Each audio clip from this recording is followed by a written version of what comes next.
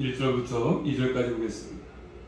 자, 고린도서 4 마치고 이제 또 오늘부터는 베드로전서 주일 밤마다 강의해보도록 하겠습니다.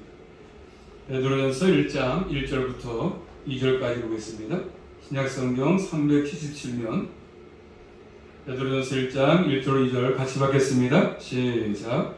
예수 그리스도의 사도 베드로는 본도, 갈라디아, 갑바도기아, 아시아와 비두니아에 흩어진 나그네 곧 하나님 아버지의 미리 아심을 따라 성령의 거룩하게 하심으로 순종함과 예수 그리스도의 택부름을 얻기 위하여 택하심을 입은 자들에게 편지하노니 은혜와 평강이 너희에게 더욱 많을지어다. 아멘. 기도 올립니다.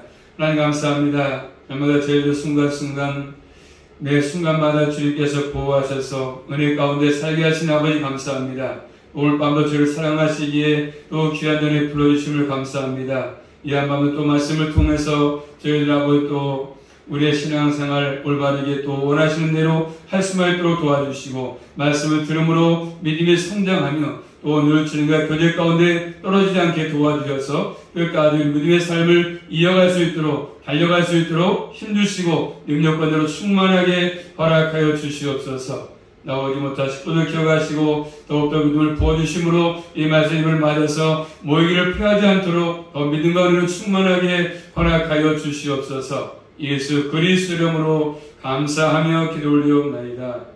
아멘. 제목 따라하겠습니다. 예수 그리스도의 사도의 편지, 그런 제목입니다. 이 베드로전서는 크게 세 부분 알 수 있습니다. 세 부분으로 1장 1절과 2절 나오는 말씀을 따라서 나눌 수 있는 것인데, 첫 번째 1장 1절부터 2장 10절까지 보시면 하나님께서 택하신 교회를 말씀합니다.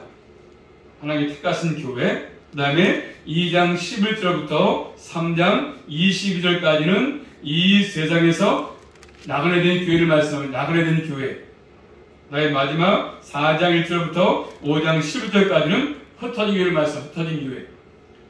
하나님 택하신 교회, 이 세상에서 나그네된 교회, 세 번째로 흩어진 교회를 말씀하십니다. 이렇게 나눠볼 수 있습니다. 크게 세 부분으로.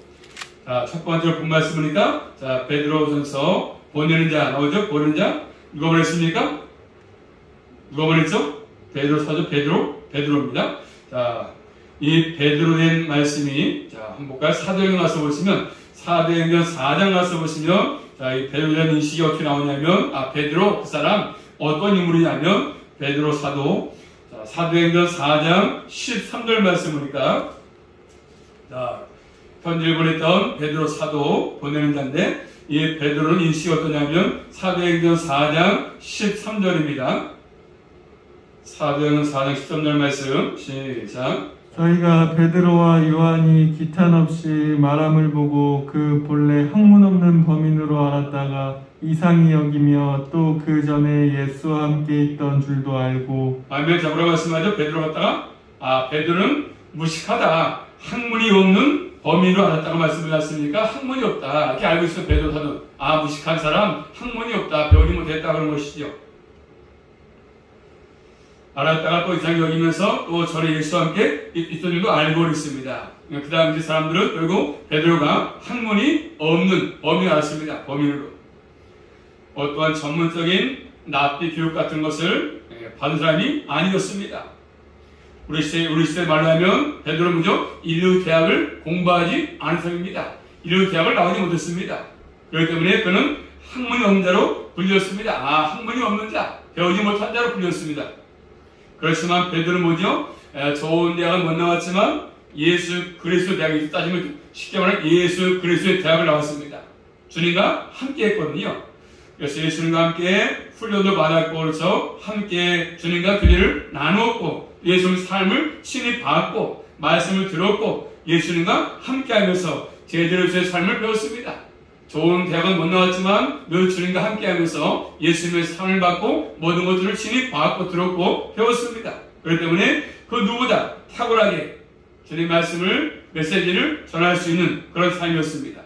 그래서 이 서신이 별별 것이 아니라고 주장하는 사람도 있지 않습니까? 그렇지만 결국 우리는 이 말씀을 아무리 못 배웠어도 하나님이 함께하는 사람, 그래서 담대하게 말씀을 증거할 수 있는 거 아니겠습니까?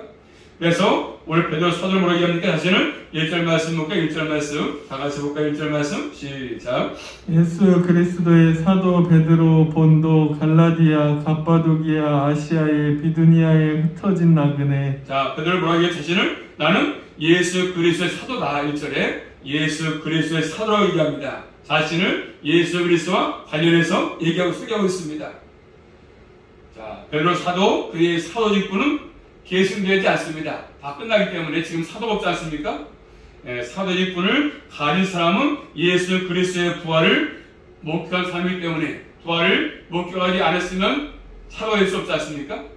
우리 시대에 지금에서 이 사도적인 교회는 뭐냐면 교회 직분으로서 사도 직분이 있는 것을 말하는 것이 아니라 결국 사도의 교리, 전했던 말씀, 가르침을 바르게 계승한 교회 아니겠습니까? 지금은 사도가 없습니다. 계승되지 못합니다. 그렇지만 그가 가르쳤던 그 말씀을 계속 이어가는 교회, 가르침을 바르게 계승하는 교회를 말씀합니다. 원래 이 베드로 사도, 베드로 이름 뭡니까? 원래 시몬이죠, 시몬. 그렇죠? 자, 마저 찾아볼까요? 요한복음 말씀 보시면 1장 42절.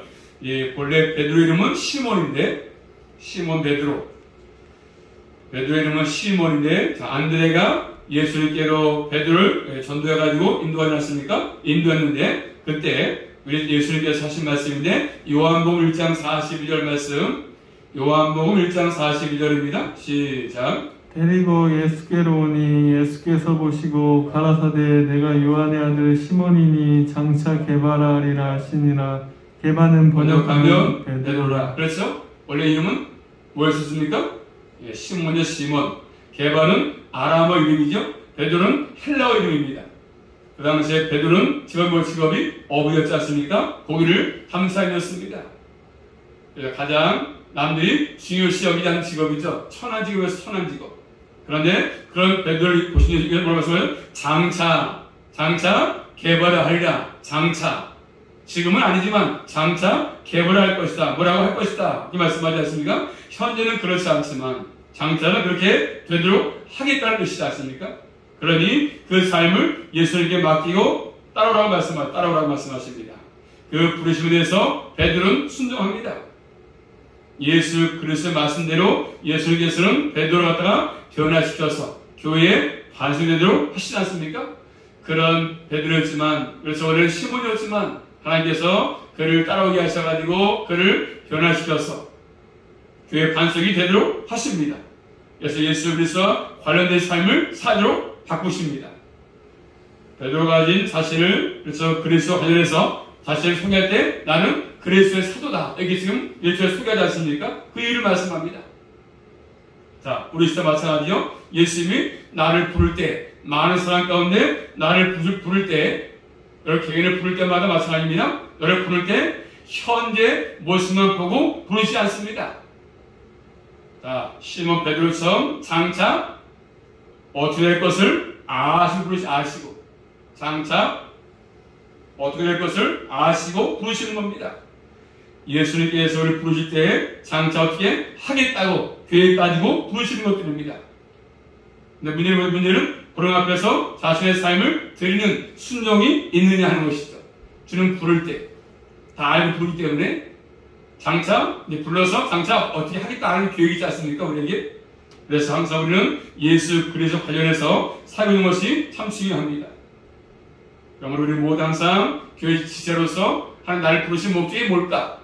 지금은 그렇지만 장차 앞으로 어떻게 할 것인가? 이런 것들을 써가면서 사는 것들이 우리에게 필요합니다. 한때 베드로는 예수님의 걸림돌.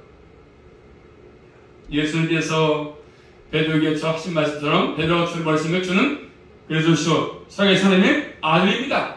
고백하지 않았습니까? 그렇지만 그 고백을 들으신 후에 예수님 뭐라고 말씀합니까? 하여나 시몬아 내가 복이 있다. 그렇지만 네가 안 것이 아니라 그래서 안 것이 아니라 내가 너를 이렇게 알게 할 것이다. 그러면서 내가 너를 이제 장차 교회 반석으로 설 것이다. 이렇게 말씀했습니다. 자, 그런 다음에 주님이 십자가일 것을 베드로에게 얘기하니까 주여 죽지 마시라고 그랬죠. 베드로는 말입니다. 그의 마음속에서 이 결코 주에게 미치지 않을 것입니다. 답하지 않습니까? 그럴 때 주님 뭘 말씀하십니까? 너는 오히려 사탄아, 그렇죠? 내 뒤로 물러가라. 오 육신을 생각나게 말씀했으면 책망 들었습니다. 하나님의 일을 생각지 않고 사람을 생각하기 때문에 주님께로부터 책망을 들었습니다. 한때는 이렇게 베드로도 예수님께 걸림돌이지 않습니까? 넘어지는 돌이었습니다. 그렇지만 주님께서 그를 불러서 그를 변화시켜서 하나님 교회 반석을 세우시는 일을 했던 것이지 않습니까? 자, 그런 것입니다. 실수를 졌지만 해서 하나님이 주님의 계획은 이루어지는 것입니다. 베드로가 실수했지만 주님의 계획은 절대로 변하지 않습니다. 자, 베드로전서 말씀 볼까요? 들어가서 5장 가서 보시면 5장 1절입니다. 자, 베드로는 자신을 뭐라고 얘기하고 있냐면요. 자, 5장 1절, 베드로전서 5장 1절입니다. 시작. 너희 중 장로들에게 권하노니 나는 함께 장로된 자요 그리스도의 고난의 증인이요 나타날 영광에 참여할 자로라. 뭐라고 얘기하죠? 베드로는 자신을 내가 함께 장로가 된 자다. 그리스도의 고난의 증인이다. 그리고 나타날 영광에 참여할 자로다. 자신을 소개합니다. 나는 함께 장로된 자고 그래서 고난의 증인이다. 나타날 영광에 참여할 것이다. 얘기합니다. 증인. 고난의 증인. 증인은 뭐죠? 예수 그리스도의 받아치를 다른 사람이죠. 예수님의 고난을 무엇으로 증언하겠습니까? 베드로는 자신이 받는 고난의 삶으로 증언한다. 내가 받는 고난, 주님 때문에 받는 고난도 그런 것들을 내가 증언한다는 것입니다. 자, 또 2장 말씀 볼까요? 2장 21절 말씀 보시면 2장 21절. 베드로는 사도는 자신의 고난받는 삶으로 예수님을 증언한다. 증언. 2장 21절 시작. 이를 위하여 너희가 부르심을 입었으니 그리스도도 너희를 위하여 고난을 받으사 너희에게 본을 끼쳐 그 자치를 따라 오게 하려 하셨느니라. 아멘. 이를 위해서 너희도 부르심을 입었기 때문에 너희도 고난을 받으면서 저 주님을 따라가는 것이 마땅하다. 이렇게 얘기하고 있지 않습니까? 받아치 따라가는 것이 받아치. 그래서 우리가 그리스도의 일꾼이라고 한다면 당연히 받아치를 따르는 것들이 필요합니다. 그런 사람이 나타날 영광에 참여할 수 있다고 말씀하죠. 저희 땅에 사는 우리 그리스도인들은 받아치를 따르는 것이죠. 그리스도 받아치를 따라가는 것입니다. 그래야만이 장차올 영광에 참여할 수가 있습니다. 또 5장에 가서 볼까요? 베드로전서 5장 13절 말씀 보시면 이 베드로 사도로서 이 서신을 쓰고 있는데 이 서신을 쓴 곳은 어디냐면 5장 13절 말씀 보겠습니다. 한번 시작. 함께 택하심을 받은 바벨론에 있는 교회가 어디죠? 바벨론이죠. 이 서신을 쓴 곳은 바벨론. 그것은 큰 성 바벨론. 큰 성이죠. 큰 성. 그래서 이제 다 폐허. 요한계시록에 로마를 상징했던 바벨론 중요하지 않습니까? 아마도 이 서신은 바울이 로마를 떠나고 네로 황제의 박해가 있었던 그런 주 역시 상징 좀 될 것입니다. 그 다음에 이제 수신절 말씀하죠. 본문에서 1절 말씀이니까 흩어진 나그네 그런데 미리 아심을 따라 그리고 택하심을 입은 자들 얘기합니다. 수신자 흩어진 나그네 미리 아심을 따라서 택하심을 입은 자들 흩어진 사람들 아디오 그 당시 디아스포라죠. 유대인에게 쓰던 말이냐. 유대인들에게 구약에서 이스라엘 백성들이 포로로 끌려간 상황 속에서 썼던 표현입니다. 이스라엘 백성이 바벨론에 포로로 끌려갔던 그런 상황 속에서 그렇죠. 곳곳에 흩어졌습니다. 포로로 끌려가가지고 끌려가면서 흩어졌지 않습니까? 그러면서 그들은 이제 포로로 끌려가면서 흩어지면서 그들은 나간의 삶을 살지 않습니까? 자, 말씀 찾아보십니다. 요한복음 말씀 보시면 7장 35절 이스라엘 백성들은 바벨론에서 멸망한 이후에 세계 곳으로 흩어졌습니다. 그곳에서 백성들은 나간으로 살았는데 나간으로 요한복음 7장 35절 말씀 보시면 요한복음 7장 35절 시작. 이에 유대인들이 서로 묻되 이 사람이 어디로 가기에 우리가 저를 만나지 못하리요. 헬라인 중에 흩어져 사는 자들에게 가서 헬라인 중에서 흩어져 사는 자들이라고 말씀하지 않습니까? 헬라인들 세계 속에서 살고 있던 유대인들을 말하죠. 유대인들. 자, 그 표현을 우리에게 적용한다고 보겠습니까? 초대교회 때 하나님께서 그리스도인들을 흩어버렸습니다. 예수님을 흩어버렸어. 자, 사도행전 8장에 가서 보시면 초대교회 때 하나님께서 그리스도인들을 흩어버린 적이 있어서 흩어버렸습니다. 사도행전 8장 4절 말씀 보시면 예루살렘에 있는 교회에 바퀴를 허락하셔가지고 그렇죠? 예루살렘 교회에 바퀴가 있어가지고 흩어졌습니다. 곳으로. 하나님 흩어버리지 않습니까? 바퀴를 통해서 그때에 그리스도인들이 흩어졌습니다. 그래가지고 한 것이 뭡니까? 사도행전 8장 4절입니다. 시작. 그 흩어진 사람들이 두루다니며 복음의 말씀을 전할세. 뭐 했습니까? 흩어져가지고 핍박 때문에 예루살렘이 핍박 때문에 하나님 허락하셔가지고 됐습니까? 흩어져가지고 그곳에 가서 뭐 했습니까? 그들이 복음을 전했습니다. 흩어져가지고 그들이 한 일은 복음을 전했습니다. 말씀을 전했다고 말씀합니다. 증인의 역할을 감당했죠. 증인의 역할 했습니다. 하나님께서 그들을 흩으신 목적이 뭡니까? 이렇게 복음을 전하기 위해서 그를 흩으신 것이죠. 자, 그런 것입니다. 똑같이 원리를 말하자면 그렇지 않습니까? 우리가 이렇게 주일날 모였으니까 예배 드리지 않습니까? 주일날 모였다가 6일 동안 삶으로 흩어지는 것도 마찬가지입니다. 그렇죠? 이번에 삶 가운데 말한 것처럼 뭐라고 말씀하는 거죠? 복음을 전하고 말씀을 전하고 주일날 모여서 말씀을 듣고 나가서 월요일부터 나머지 삶은 이 증인의 삶을 살라고 하시는 것들이죠. 흩어지는 것들이죠. 주일날 모여서 예배 드리고 6일 동안 삶을 사는 것은 흩어짐이에요. 흩어짐. 6일의 삶을 그리스도의 증인의 삶을 살라고 말씀하시는 것들입니다. 하나님의 뜻이 여기 있는 것이죠. 흩어지는 것들. 모였다가 흩어지는 것. 이 목적에 합당한 삶을 사는 것들이 필요합니다. 그래야만이 주의 날에 주일날 하나님 모이는 것도 의미가 있는 것이죠.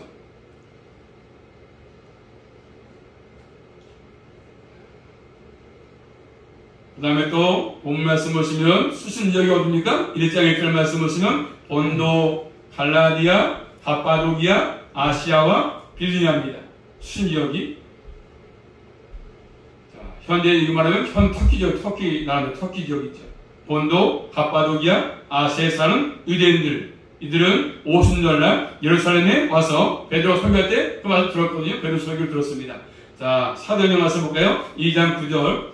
유대인들은 오순절에 예루살렘에 와서 베드로가 설교할 때 그 설교 말씀을 들었습니다. 사도행전 2장 9절 말씀.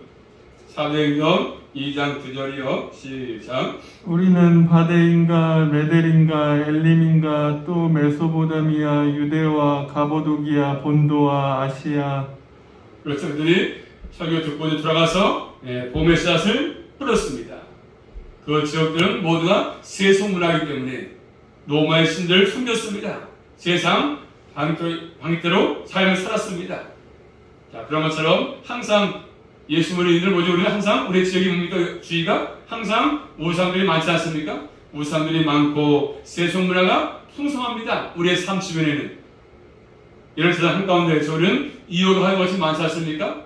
유혹들이 참 많죠. 세상들이 풍성이 많기 때문에 우리 그 가운데 살고 있습니다. 그렇기 때문에 우리는 항상 이런 속에서도 그런 데 넘어가지 않고 유혹되지 않고 사는 것들이 필요하죠. 우리 그리스도인들은 흩어져가지고 정착된 삶을 사는 것이 아니라 항상 나그네의 삶을 사는 것입니다. 한 곳에 정착해가지고 이 땅에서 뿌리박고 사는 것이 아니라 우리는 항상 나그네에 들리는 게 나그네. 일시적인 삶을 사는 것이지 않습니까? 나그네 삶. 일시적인 거리자입니다. 여행자죠. 잠시 여행하는 여행. 이동하는 것이죠. 우리 항상 이동입니다. 이동. 그래서 오늘 말씀 베드로전서 2장 11절 말씀 보시면 항상 우리는 이 땅에 한 곳에 머무는 자가 아니라 나그네 삶인데 계속 거리가는 것이 아니고 그래서 여행하는 것이고 또 삶을 옮겨가는 것이고 2장 11절 말씀 시작. 사랑하는 자들아 나그네와 행인 같은 너희를 권하노니 영혼을 거슬려 싸우는 육체의 정욕을 제어하라. 우리가 뭐죠? 행인과 나그네라. 행인과 나그네입니다. 나그네. 또 1장 17절 말씀 보시면 외모로 보시지 않고 각 사람의 행위대로 판단하시는 자는 너희가 아버지라 부른즉 너희의 나그네로 있을 때는 어디 있어요? 나그네로 있을 때, 나그네로 지낼 때 그런 말 아니겠습니까? 나그네로 있을 때 우리 전부 다 나그네. 우리의 정체성을 가르치는 정체성. 자, 베드로가 이 시간 우리 그리스도의 삶은 뭐죠? 항상 나그네의 삶이에요. 나그네의 삶. 믿음의 상 아브라함도 창세기 23장 4절 말씀 보니까 자신의 삶을 나는 나그네요, 그 다음에 우고한 자라 말하고 있습니다. 또 창세기 47장 9절 말씀 보니까 내 나그네의 길에 세월에 험악한 세월을 보냈다, 험악한 세월을 보냈다 얘기하고 있습니다. 자신의 삶이 험악했다. 그렇기 때문에 택한 백성의 삶은 이 땅에서 정착민이 아니지 않습니까? 나그네. 그렇기 때문에 흩어져 사는 목적이 있다는 것이죠. 흩어져 사는 목적이. 자, 말씀 찾아볼까요? 시편 39편 말씀 보시면 12절입니다. 다윗은 아주 멋진 표현을 쓰고 있는데 시편 39편 12절 말씀 보겠습니다. 한번 시작. 여호와여 나의 기도를 들으시며 나의 부르짖음에 귀를 기울이소서. 내가 눈물 흘릴 때에 잠잠하지 마옵소서. 대전하는 주께 객이 되고 거류자가 되미 나의 모든 뭐가 되죠? 열조가 나는 주께 객이 되고 그 다음에 거류자가 된다. 이렇게 나그네 된다, 나그네 이렇게 얘기하고 있습니다. 현재 자신의 삶을 인식하고 있지 않습니까? 다윗도 모든 믿음의 조상들처럼 나도 그런 삶을 살 수밖에 없다 얘기하고 있습니다. 그래서 항상 믿음의 사람들은 이 땅에서 외국인 나그네 삶을 사는 것입니다. 자, 잘 아신 대로 히브리서 11장 13절 말씀 보겠습니다. 거기 한번 찾아보겠습니다. 히브리서 11장 13절 말씀, 믿음의 사람들은 이 땅에서 항상 외국인이다. 나그네들 나그네. 자, 11장 13절입니다. 시작. 이 사람들은 다 믿음을 따라 죽었으며 약속을 받지 못하였으되 그것들을 멀리서 보고 환영하며 또 땅에서는 외국인과 나그네로라 증거하였으니. 그렇죠. 14, 15절 말씀 이어서 시작. 이같이 말하는 자들을 본향 찾는 것을 나타냄이라. 저희가 나온 바 본향을 생각하였다면 돌아갈 기회가 있었으리니와 저희가 이제는 더 나은 본향을 사모하니 곧 하늘에 있는 것이라. 그러므로 하나님이 저희 하나님이라 일컬음 받으심을 부끄러워 아니하시고 저희를 위하여 한 성을 예비하셨느니라. 아니면 또 13장 가서 볼까요? 13장 14절입니다. 13장 14절 히브리서 13장 14절 말씀 시작. 우리가 여기는 영구한 도성이었고 오직 장사올 것을 찾는다. 이렇게 말씀하고 있지 않습니까? 전부 그렇죠. 우리는 이 땅에 잠시 머물 것이기 때문에 영원한 땅에 걸 것이 아니다 말씀하죠. 우리 시민권은 하늘에 있다고 말씀하십니다. 그래서 항상 이 땅에서는 이런 나그네 삶을 사는 것이고 그래서 거리의 삶을 사는 것입니다. 행한 삶을 사는 것이 행위 같은 삶. 그렇지만 그런 삶을 사지만 우리의 본향은 하늘에 있지만 에베소 말씀 볼까요? 2장 19절 말씀 보시면 이제는 그런 자지만 우리가 예수 안에 거하게 되면 물론 나그네겠지만 우리는 이제 뭐라고 얘기하겠습니까? 예배소 2장 19절 말씀 보시면 예배소 2장 19절 말씀 시작. 그러므로 이제부터 너희가 외인도 아니요 손도 아니요 오직 성도들과 동일한 시민이요 하나님의 건속이라. 이제는 뭐 예수가 있으면 우리는 외인도 아니라죠. 나그네가 아니라고 말씀하십니다. 왜요? 하나님 나라의 시민이니까 건속이니까 그렇게 말씀하죠. 그래서 이 나그네를 나눌 수 있습니다. 결국 두 가지지 않습니까? 본향이 있는 나그네, 본향. 갈 곳이 있는 나그네 있지 않습니까? 하나님 나라에서는 이것은 나그네가 아니지 않습니까? 이때는 나그네지만 본향이 있으면 나그네가 아니야. 하늘나라에서는 나그네가 아니야. 반대로 그렇죠? 본향이 없는 나그네는 반대로 보였습니까? 결국 하늘나라에서는 나그네. 천국 가서는 나그네의 삶을 살 수밖에 없는 거예요. 우리 모두는 나그네의 삶 방식을 가지고 이 땅에서 산다고 말씀하십니다. 그렇죠. 우리는 갈 본향이 있지 않습니까? 거기 가면 나그네가 아니야. 이제는 이 땅의 영원한 도성이 될 수가 없습니다. 그렇죠. 영원히 땅에는 살 수가 없습니다. 한 번은 가야 되는 것입니다. 항상 매 주일 우리가 예배 가운데 하늘의 예루살렘, 그래서 영원한 저 천국 하면서 가는 거 아니겠습니까? 우리의 본향. 항상 우리의 모든 삶은 땅에서 나그네 삶을 사는 것인데 잠깐 머물다 가는 것이죠. 단거리에 80인데 또 각자 부르는 시간 다르기 때문에 언제 갈지 모르지 않습니까? 우리는 지금 이 땅에서 영원히 살 수가 없습니다. 또 내가 사랑하는 사람이 그래서 계속 내 곁에 있을 수가 없지 않습니까? 그걸 보면서 어떤 생각이 드십니까? 나와 같이 아낀 사람들이 떠나갈 때 또 우리가 가진 물질 영원하겠습니까? 영원하지 않습니다. 무엇을 가져갈 수 있겠습니까? 우리 다 나가기 때문에 가져갈 것이 아무것도 없습니다. 이 사실만 저를 깨달아도 인생을 낭비하며 살지 않지요. 이 사실만 알아도 나그네 삶이지만 저 믿는 사람도 나그네 삶을 똑같이 살고 있습니다. 그래서 우리 다르지 않습니까? 오늘 말씀하니까 다른 게 뭡니까? 똑같이 민사람이나 나가는 사람 살지만 다른 것이 뭐죠? 다른 점은 미리 아심을 따라 그 다음에 택하심을 입은 사람들 말씀합니다. 결국 2절 말씀 보니까 3이 하나님의 사이 나오지 않습니까? 하나님의 아버지 사이 뭡니까? 미리 아시고 택하시는 거죠. 성령은요 거룩하게 하신다고 말씀하죠. 예수님요 예수에서 핏뿌리 나오지 않습니까? 삶을 하나님 하나님의 계획 가운데 나오지 않습니까? 전부 미리 아심을 따라서 미리 안다는 말은 뭐죠? 안다는 말은 어떠한 정보를 가지고 있다 의미가 아니지 않습니까? 그런 의미가 아니라 하나님의 사랑의 대상 말씀하죠. 가장 호작도 없지만 하나님이 사랑하기 때문에 사랑의 대상으로서 나를 선택하셔가지고 부르신 거죠. 하나님이 계획하시고 상성부터 계획하시고 우리를 부르신 것입니다. 그래서 베드로전서 2장 9절 말씀 보시면 하나님께서 계획하시고 뜻하신 바 우리를 상성부터 계획하시면서 우리를 부르시는데 2장 9절 말씀 보시면 시작. 오직 너희는 택하신 족속이요 왕같은 제사장들이요 거룩한 나라요 그의 소유된 백성이니 이는 너희를 어두운 데서 불러내어 그의 기이한 빛에 들어가게 하신 자의 아름다운 덕을 선전하게 하려 하심이라. 우리 뭐죠? 택하신 족속이라고 말씀하지 않습니까? 똑같이 아는 사람도 나간의 삶을 살지만 우리 이렇게 미리 아심을 따라서 택하신 족속이 다른 것입니다. 목적이 있을 땅에 존재하지 않습니까? 그냥 사는 것이 아니라 주의 목적 가운데 이 땅에 지금 삶을 살고 있는 것입니다. 하나님께서 선택하심으로 이루어진 것 두 가지 있지 않습니까? 뭐죠? 이루어진 것이 베드로전서 1장 2절 말씀 보시면 하나님께서를 선택하심으로 이루어진 것이 두 가지인데 자 2절 말씀 볼까요? 시작. 곧 하나님 아버지의 미리 아심을 따라 성령의 거룩하게 하심으로 성령의 거룩하게 하심으로 순종하니고 순종 또 하나는 뭡니까? 예수 그리스도의 핏뿌림이다 이렇게 말씀합니다. 선택하심으로 이루어진 두 가지 하나는 뭐라고요? 성령이 거룩하게 하심으로 순종함이 있다. 순종함. 두 번째는 예수 그리스도의 핏뿌림이 있다고 말씀하십니다. 자, 성경에서 거룩하게 하신 것은 지속적인 사역보다는 최초의 깨끗하게 하시는 최초.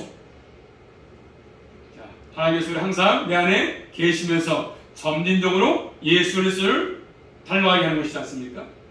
이런 것들이죠. 죄악으로부터 자유롭게 하시고 예수님을 닮아가도록 이런 사역도 거룩하는 사역이죠. 거룩하는 사역. 그래서 우리 모두는 이 사실 성령께서 우리를 거룩하게 함으로써 교회가 존재하는 것입니다. 그래서 존재하는데 우리의 삶의 방식은 뭡니까? 그 방식은 순종의 순종입니다. 하나님을 섬기는 방식, 말씀에 순종하는 것, 순종. 순종은 두 가지가 있습니다. 첫 번째, 복음을 받으려는 최초의 순종이 있지 않습니까? 두 번째 뭐죠? 날마다 말씀으로 사는 일에 순종이 있습니다. 두 가지. 최초의 순종과 날마다 말씀으로 사는 순종이 있습니다. 이 순종은 예수에서 관련해서 볼 수 있지 않겠습니까? 예수님의 순종하는 것, 통치를 받는 것이죠. 우리 모두는 항상 예수님의 통치를 받으며 사는 것들이 필요한 것이죠. 내 힘으로 사는 것이 아니라 주님의 통치받으며 사는 것, 통치받으며 사는 것들이 필요합니다. 하나님을 떠난 것은 불순종이기 때문에 하나님은 그런 것들을 우리에게 원치 아니하시고 새로운 방식으로 살기를 원하시는 것들입니다. 그게 뭐였습니까? 순종의 순종. 순종치 아니하면 여전히 불순종의 삶을 사는 것이거든요. 증인의 삶을 사는 것이 아닙니다. 우리 모두는 항상 말씀이 내게 주어지면 그 말씀에 순종해서 주님께로부터 자라다 칭찬받는 믿음의 사람으로 일생을 살아갈 수 있기를 주의 이름으로 축복합니다. 선택하셨습니다. 그다음에 그리스도의 핏뿌림 얻도록 하신다. 핏뿌림. 구속위원회에 참여케 한다고 말씀하십니다. 구속위원회에 참여케 하신다.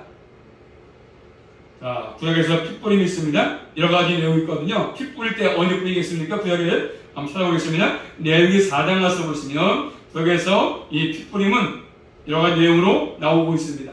첫 번째, 자, 언제 피를 뿌리냐면 레위기 4장 17절 말씀 보시면 레위기 4장 17절 말씀 시작. 그 제사장이 손가락으로 그 피를 찍어 여호와 앞장 앞에 7번 뿌릴 것이며 뭐죠? 제사 드릴 때에서 관련해서 피 뿌리지 않습니까? 제사 드릴 때 피를 뿌립니다. 관련해서.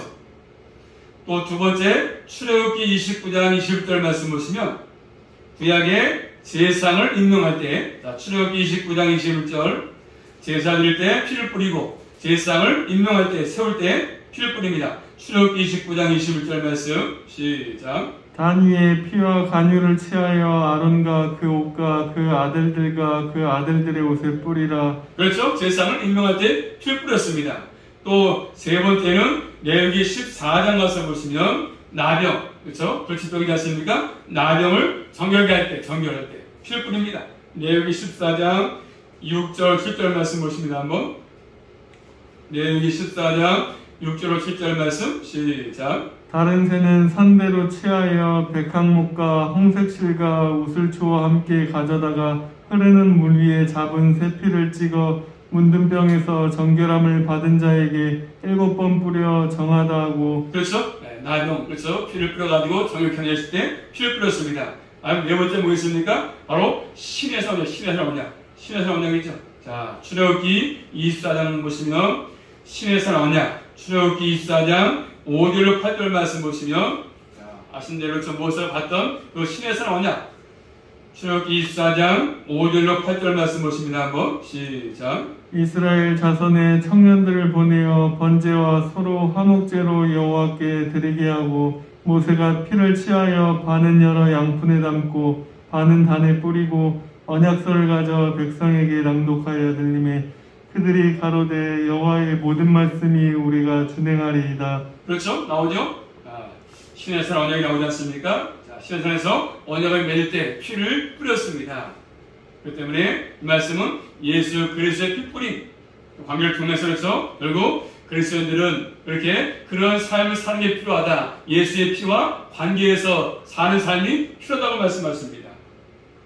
예수님께서 피를 흘리셨는데 왜 흘렸습니까? 나의 죄 때문에 흘리신 것이지 않습니까? 내 죄를 위해서 흘리신 것입니다. 죄는 없는 그분인데 불구하고 그래서 나를 부르신 목적으로 그런 것이지 않습니까? 내 죄를 용서와 사하시고 나를 그분의 원하신 삶을 살아가라고 나를 부르시고 십자가를 주신 것입니다. 자, 로마서 말씀 보십니다. 한번 로마서 8장 말씀 보시면 예수는 항상 나를 부르신 목적이 바로 그런 것입니다. 날 부르신 목적 로마서 8장 29절 말씀 시작. 로마서 8장 29절 하나님이 미리 아신 자들로 또한 그 아들의 형상을 본받게 하기 위해서 미리 정하신 것이다. 뭘 해서입니까? 예수님의 형상을 본받도록 우리를 불렀다고 말씀하십니다.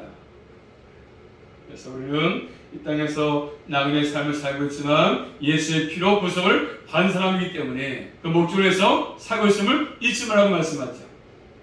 나를 선택하신 목적, 나를 구원하신 목적을 잊지 말고 살라고 하십니다.